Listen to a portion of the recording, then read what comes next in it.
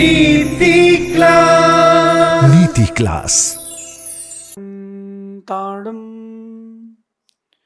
नमो सिद्धाड़म नमो आईरियाड़म नमो वज्रायाड़म नमो लोये सवसाउड़म। पंच परमिष्टि भगवंतों की, गणाचार्य भगवान विराग सागर जी महामुंडराज की, पट्टाचार्य गुरुवर विशुद्ध सागर जी मुंडराज की।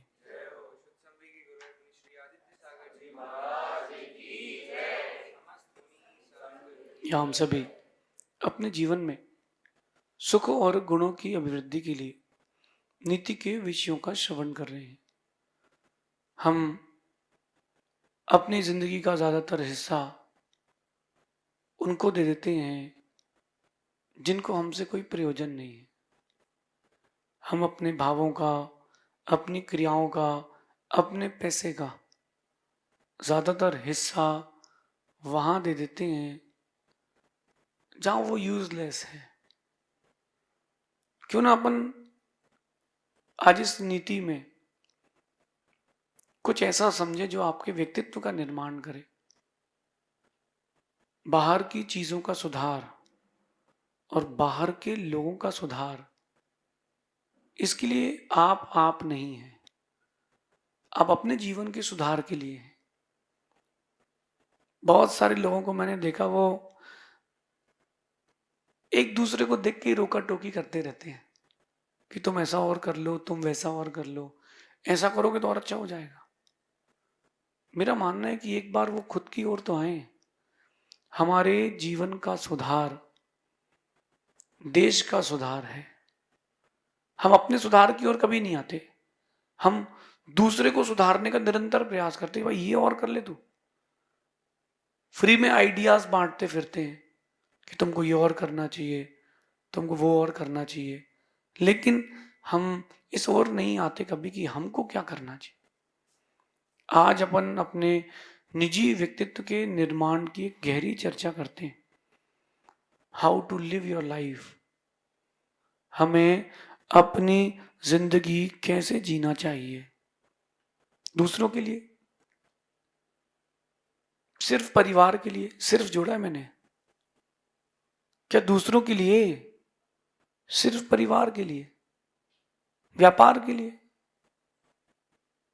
दूसरों की देखभाल में, दया के लिए, सिर्फ इसी में नहीं जीना है। आप मुझे पिछले 1000 दिन से सुन रहे हैं, आज तो कुछ नया करना पड़ेगा। जब तक आप कुछ नया नहीं करोगे अपने लिए, खुद के लिए, तब तक वही घिसी पिटी पुरानी जिंदगी चलती रहेगी।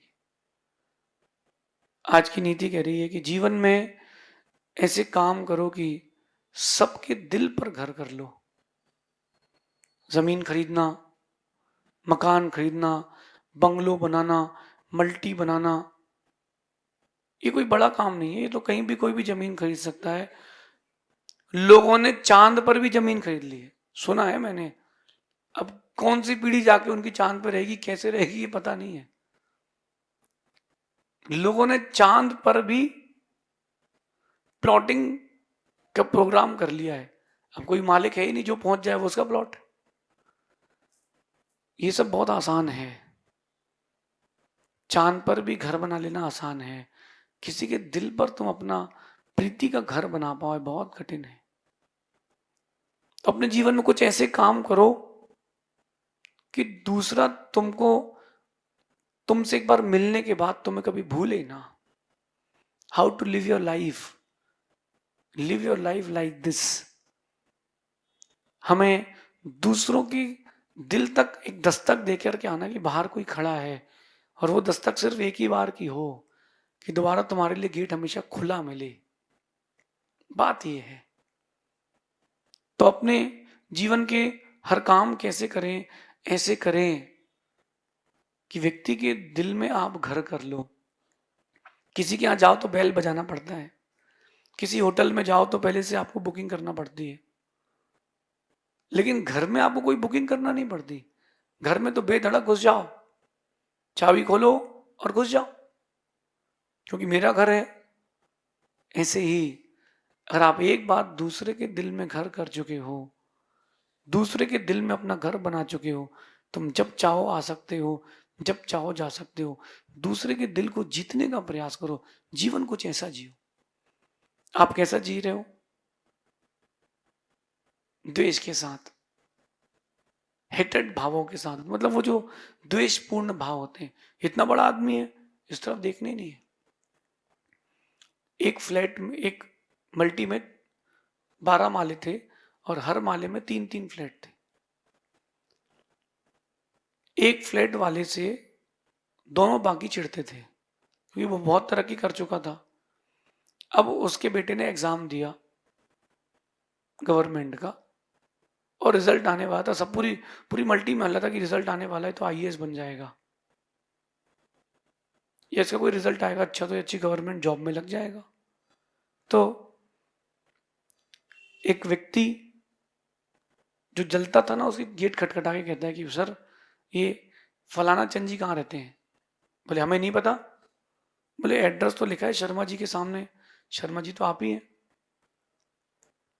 तो कहता हाँ, तो सामने ही होंगे ना, चले जाओ। वो क्या कहता है कि मैं आपके लिए एक ऑफर देता हूँ सर। बोले क्या? बोले जो सामने वाले का बेटा है ना, ये उसकी गवर्नमेंट जॉब का लेटर आया है। अगर आप 50,000 रुपये देते हो तो लेटर यहीं फाड़ दूंगा, उसको कुछ नहीं दूंगा। बोले दिए? दिए, तुरंत फाड़। 50,000 रुपये दिए, लेटर फाड़ दिया। वो बड़ा खुश। अब तो गया, उसके बेटे की जॉब नहीं लगेगी। अरे वो उसके बेटे का ही दोस्त था, 50,000 लेके गायब। वहीं हेटेड भाव रखे ना, दुश्मनी के भाव रखे ना, 50,000 गए, भाव भी खराब हुए, इमेज भी अच्छी नहीं बनी। पड़ोसी के पास गया, उसने पड़ोसी के यहाँ भी ऐसे ही किया, 50,000 वहां से भी लाया और बढ़िया 1 लाख की नई बाइक ले ली। कुछ दिन बाद उसका लेटर आया, जॉब भी लग गई। अगर वो लोग हेट नहीं करते, उसे दुश्मनी नहीं करते, उसके प्रति बुरा भाव नहीं रखते, पैसे भी नहीं जाते, वो ऑफिसर बन गया था, काम भी आता। अब वो ऑफिसर ऐसा बना कि वो इनको परेशान करे। पैसा भी गया, परेशान भी होना पड़ा, इज्जत भी गई, पुण्य भी गया, टोटल लॉस, टोटल लॉस। अगर वो एक दूसरे के दिल पे घर कर लेते, एक दूसरे से प्रीति कर लेते, फिर क्या बात थी? एक दूसरे घर भोजन करते, एक दूसरे काम आते। मैं आप सबसे कह रहा हूं, खासकर जैनों से कह रहा हूं, अपन पक्के बिजनेसमैन हैं। एक ऐसा ग्रुप बनाओ, ऐसा नेटवर्क बनाओ जिसमें आप जितने व्यापारी हो सब एक साथ हो। जब भी किसी कोई व्यापार करना हो तो उस ग्रुप में डाले कि I want blue T shirts 1,000। तो अपना जैन बंधु बोले कि हाँ ये मेरी दुकान में मिलेगी, कितने की कॉस्ट है? ये कॉस्ट है।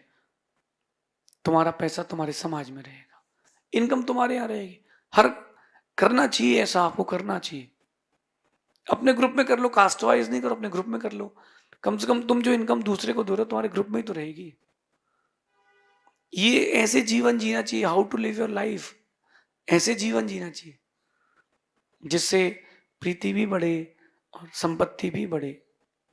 बाकी मैंने एक अनुभव किया है कि तुम दूसरों के लिए जो कुछ भी करोगे सब अधूरा रहेगा। आप दूसरों के लिए जो कुछ भी करोगे सब अधूरा रहेगा। आप खुद के लिए जो करोगे वही पूरा रहेगा।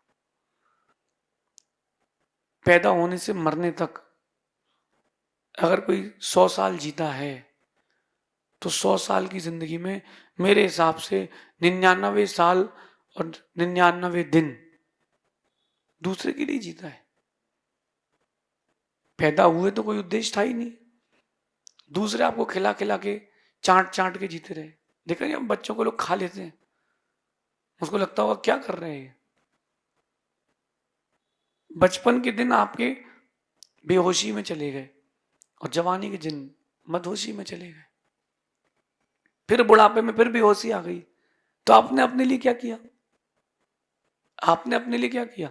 थोड़ा बड़े हुए, माता पिता के लिए जिए, देखना, थोड़ी और बड़े हुए पत्नी के लिए जिए, फिर थोड़ी और हुआ बच्चों के लिए जिए, फिर पोतों के लिए जिए, नाती के लिए जिए। मरते समय तुम्हारे लिए कौन जी रहा है? मैंने कल एक दृश्य देखा कि एक पिता का उपवास था, पिता का उपवास था और अपने बच्चे को वो साथ में लेकर के आया। उसका बेटा कह रहा था पिताजी गोदी लो, पिताजी ने ले लिया। आरती हो रही थी, अब पिताजी नृत्य कर रहे थे, बेटा भी नृत्य कर रहा था। उपवास के दिन, छोटा बेटा नहीं था, 8 साल का 7 साल का तो होगा, वजन तो लगता है उपवास के दिन, लेकिन फिर भी वो उसको लेके नाच रहा था। ऐसा पकड़ने उसने ऐसा अपना हाथ ऐसा लॉक कर लिया ताकि बेटा गिरे नहीं। मैं सोच रहा था कि अपनी पूरी जवानी बच्चे को और पत्नी को दे दी है, कभी बताओ बुढ़ापे में बेटा उपवास के दिन पिताजी को मंदिर लेके जाएगा? बेटा ऑफिस से बिजनेस थका आ रहा है, पिताजी बोलेंगे बेटा थोड़ा सुनना, पैर दबा देना, मैं बहुत थका हूं पापा, डिस्टर्ब मत करो, अभी बहुत इंपॉर्टेंट मीटिंग है पापा।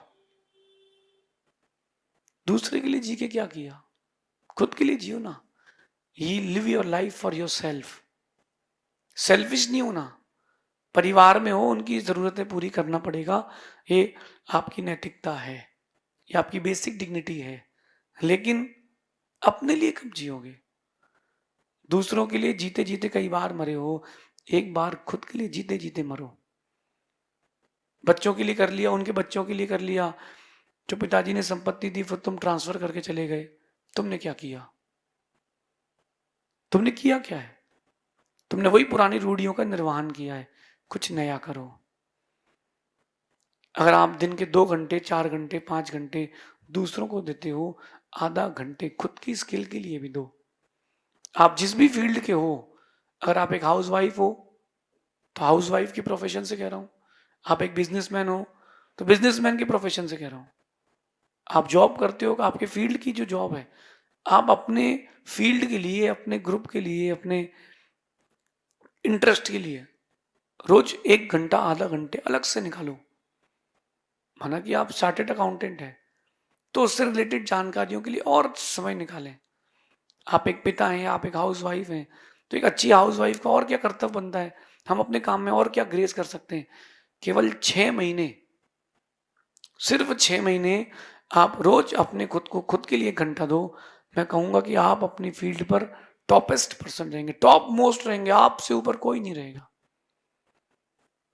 बताइए आप लोग जरा, आप खुद सोचिए अपने में कि आप माना कि एडवोकेट हैं, तो आपने अपने प्रोफेशन को कितना टाइम दिया है और खुद के व्यक्तित्व के लिए कितना टाइम दिया है?